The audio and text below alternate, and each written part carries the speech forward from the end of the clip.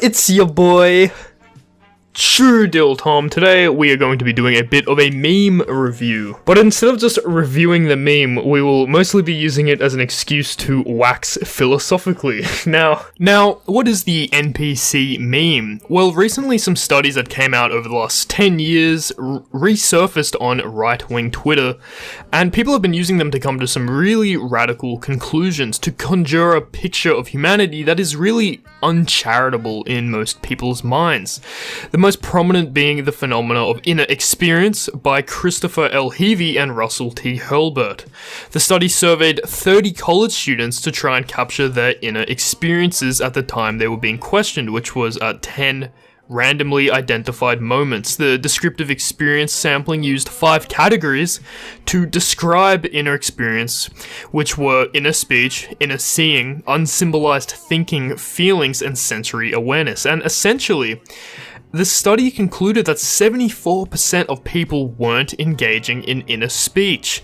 And so these results give rise to the meme of the NPC for obvious reasons. On its most surface level interpretation, these results seem to paint a picture of society where people go about their day-to-day lives with no inner monologue, no ideas bouncing around their brain, no contemplation or spare thoughts, the inner quirks that pop into our mind that make us begin to daydream, to fantasize, to feel human. Instead, they just take in information and churn out results, having their consciousness focused on the most immediate sector of reality, with no space for abstraction or for contemplation.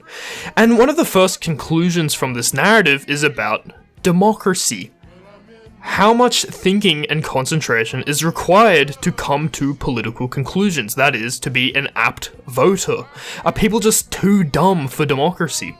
Well, politics is this long social process that extends far beyond the inference action basis by which NPCs live their lives. The concern is that not only are NPCs too dumb to sort out fact from fiction, but are unable to grasp what a political fact even is. Political history is a winding mechanism of socialization that eventually creates abstractions, notions of the individual versus the collective, liberty, equality, human rights, things that are the product of one point in history, things that no one was aware of 2,000 years ago, but despite being this historical product, are ritualized to become independent of this historical context and protract from sociality and this mechanism we've just described, and then to become valued as a sort of moral fact. We come into the world raping, pillaging, and enslaving, and through placing sociality upon ourselves,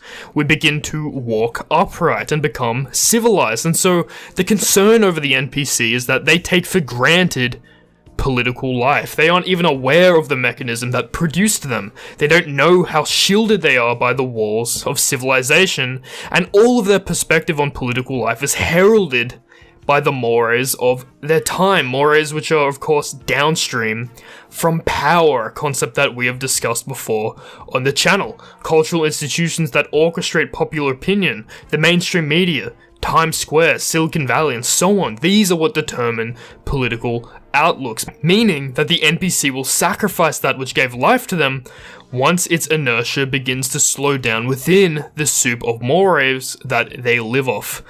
That sounds funny. The soup of mores.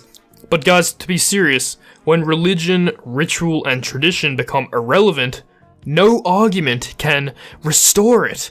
When we take for granted the sociality that gave us life, our opposition to non-family oriented lifestyles, to drug culture, to incest and pedophilia begins to slow down, to fade, to lose the violent energy it once had. And there is no telling how far things will undo themselves. All because we live in a world of NPCs. People are just water in the current of sociality, and their direction is purely the result of other forces.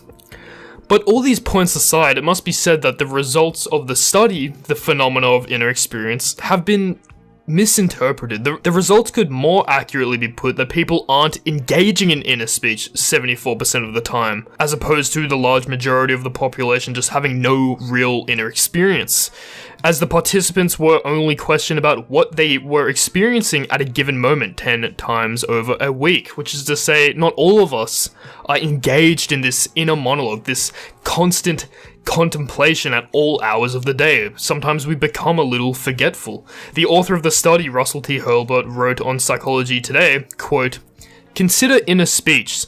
Subjects experience themselves as inwardly talking to themselves in 26% of all samples, but there were large individual differences. Some subjects never experienced inner speech, other subjects experienced inner speech in as many as 75% of their samples, and the median percentage across subjects was 20%.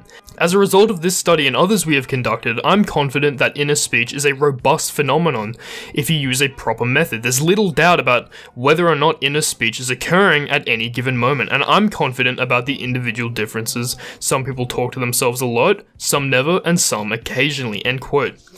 But this by no means deprives the analogy of NPC of its value. Of course, the meme, as it is used on Twitter and elsewhere, has already been distilled down to the point that it's just used to say, my political niche are intellectuals while yours are thoughtless NPCs. It looks like it's just another petty, your group stupid rhetorical device now, but people also would reach out to find other social behaviors that they could attach to the label of NPC. What things did people do that was reflective of someone unable to undergo an inner monologue? And some people would suggest things like saying, "Did you watch the game last Sunday?" or "How are you?" or "It is what it is," or other basic social behaviors as that of an NPC, and slowly you would notice a trend which I highlighted in a tweet. Quote, "So many NEETs misusing the NPC meme to express their antisocial sentiments, like quoting small talk with friends or having a GF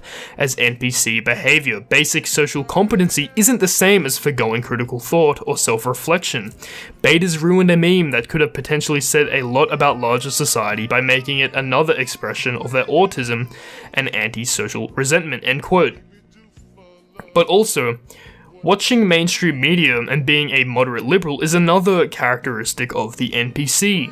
But just because you are interested in right-wing politics and have all your opinions heralded by alternative media sources instead of CNN, this doesn't mean you aren't an NPC. If your politics are solely informed by YouTubers, you're probably worse than people who watch mainstream media, in my opinion. And so, putting the hopelessness of the internet to the side, there is value in the NPC analogy, not as a means of describing inner experience, but the will, the power to change, something existential, as it were. And given this new meaning, I would go as far to say most of us are NPCs. I am, you are most probably as well. And it's because I don't think any of us have the intellectual independence to walk out into unexplored spaces and say something not given to us by greater men. We are very scripted people, like an NPC. Now, upon hearing this, you could just think I'm complaining about people being unoriginal. But not being independent in thought is telling of something much more than being unoriginal. It isn't to just be lazy, but it demonstrates that you cannot operate outside the restraints of the world that has been given to you. It shows you don't have the existential quality to will something beyond what the intellectual elite has created. It means you are dependent, you are playing the script others have written for you, a shared and defining characteristic of a non-playable character. In this sense, you can't play as the warrior, the philosopher, or playable characters of this world. You can't be the master, but the slave. I tweeted out a while ago, and we're going really heavy on the tweets this video, but nonetheless, quote, "One of the most satisfying ironies is seeing artists adopt the function of the philosopher. Groups like Bad Religion, Stray from the Path, or even the most milquetoast artists in the mainstream. Do they not understand that they represent nothing but a phenomena, the will of the day, as it were?" End quote. And this concept plays a lot into Friedrich Nietzsche's diagnosis of such people, a diagnosis I believe is also extendable to the journalist, the blogger, the podcaster, the actor, and so on. The artist here is really being used as an archetype for all dependent people who have found themselves in the seat of the philosopher. This archetype thinks of themselves as having the volition of the philosopher, but cannot will for that beyond what the mores of their time has made for them.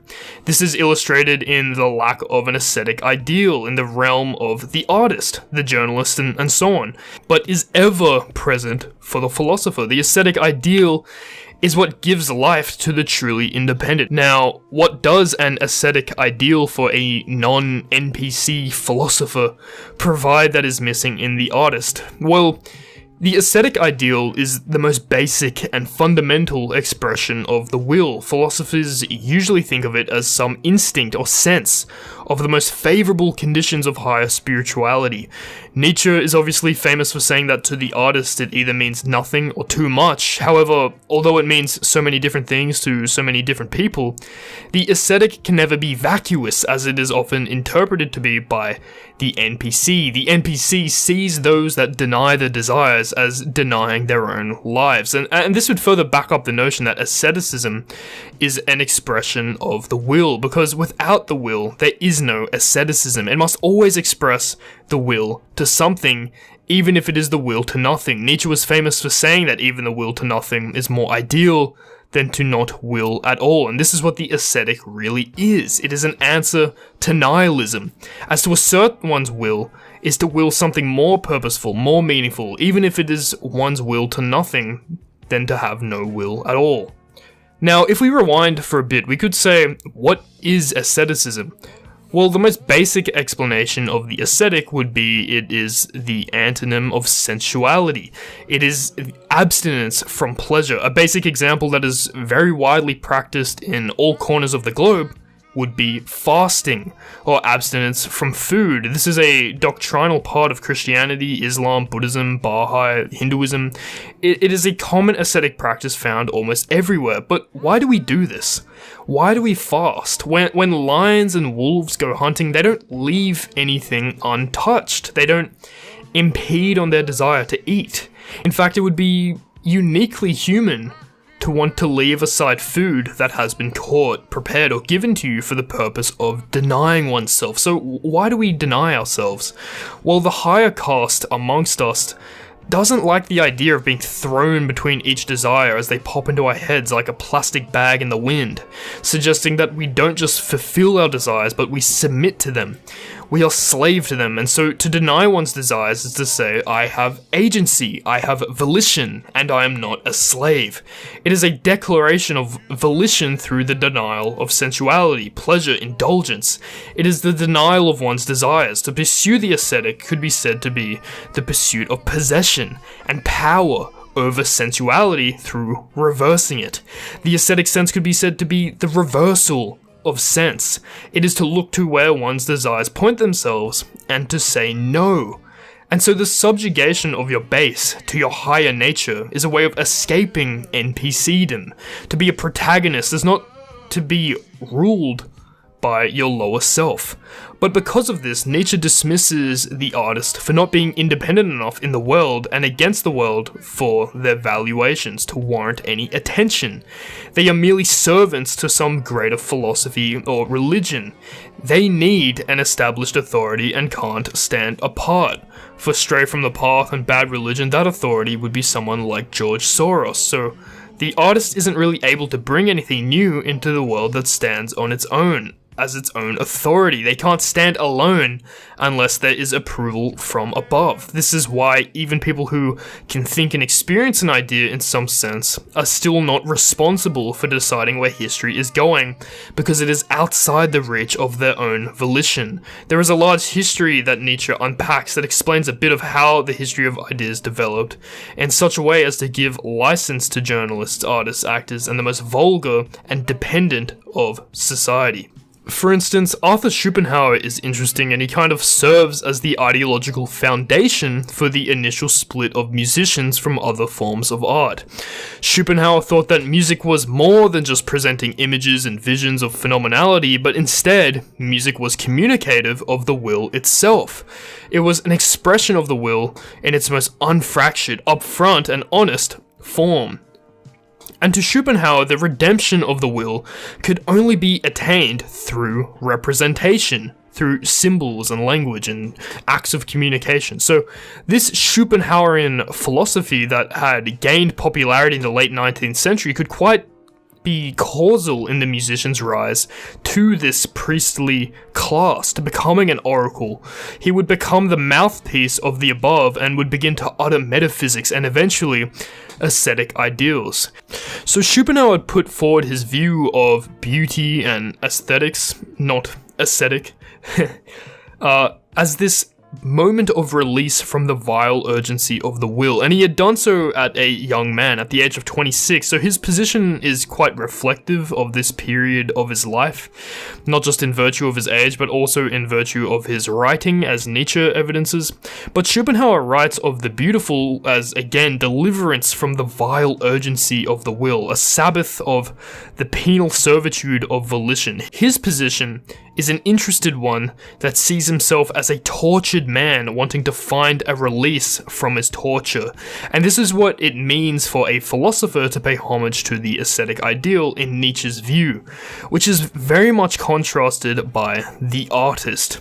But anyway, the point being that the journalist, the blogger, the podcaster, the actor, the musician are all NPCs that believe themselves to be main characters. It isn't like we are exceptions either. If we look to the true philosopher spirit, like Nietzsche himself for instance, they were putting together their first works when they were 13 and changing the history of ideas forever in their early 20s. But I suppose what you can do to find a glimpse outside of NPCdom is not to think of yourself as capable of changing humanity on your own, of being a pressure on the greater direction of history, but to have some mastery over yourself, to maximize your existential quality, to practice the aesthetic, and to see your will come to fruition.